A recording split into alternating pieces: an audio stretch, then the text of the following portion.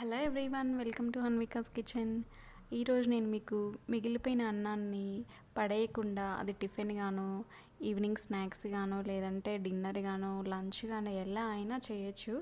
కేవలం 2 నిమిషాల్లో మిగిలిపోయిన అన్నాన్ని పడేయకుండా తినేయడానికి నేను మీకు ఈరోజు ఈ వీడియోలో చూపించడానికి వచ్చేసాను.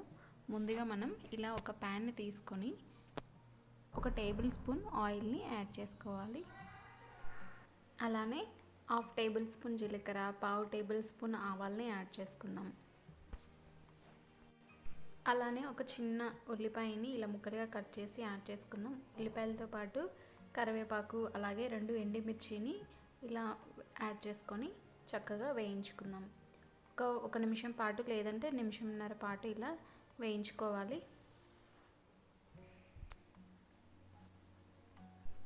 ఇప్పుడు ఇలా ఆనియన్స్ వేగేటప్పుడే మనం టేస్ట్కి సరిపడా సాల్ట్ని యాడ్ చేసుకుందాం.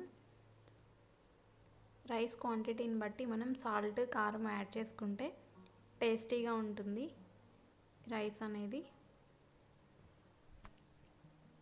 మనం ఇందులోకి ఈ రైస్ అనేది క్రంచీగా ఉండాలి అనుకుంటే పల్లీలని యాడ్ చేసుకోవచ్చు, జీడిపప్పుని కూడా యాడ్ చేసుకోవచ్చు. చూడండి, ఇలా చక్కగా వేగిన తర్వాత చిటికెడు పసుపు, అలానే 1/2 టేబుల్ స్పూన్ కారంని యాడ్ చేసుకుంటున్నాను. నేను ఇక్కడ చూపిస్తుంది మీకు ఇక్కడ రైస్ క్వాంటిటీ తక్కువే ఉంది కాబట్టి నేను ఈ క్వాంటిటీస్ యాడ్ చేశాను. మీరు రైస్కు తగ్గట్టుగా క్వాంటిటీస్ అనేవి యాడ్ చేసుకోవచ్చు. ఇప్పుడు రైస్ని ఇలా వేసేసాను చూడండి. ఇప్పుడు మొత్తం కలిసేట్టుగా మనం ఇలా చక్కగా మిక్స్ చేసేసుకోవాలి. అండి, ఎంతో సింపుల్గా ఉండే ఈ రైస్ అనేది రెడీ అయిపోయింది. ఆంధ్రాలో అయితే జనరల్గా ఈ రైస్ని తాలింపు అన్నం, లేదంటే కారపన్నం అని పిలుస్తారు. చాలా టేస్టీగా ఉండే సింపుల్ రైస్ రెడీ అయిపోయింది. అన్నం వేస్ట్ చేయకుండా కేవలం 2-3 నిమిషాల్లోనే ఈ రైస్ని మనం చక్కగా రెడీ చేసేసుకోవచ్చు.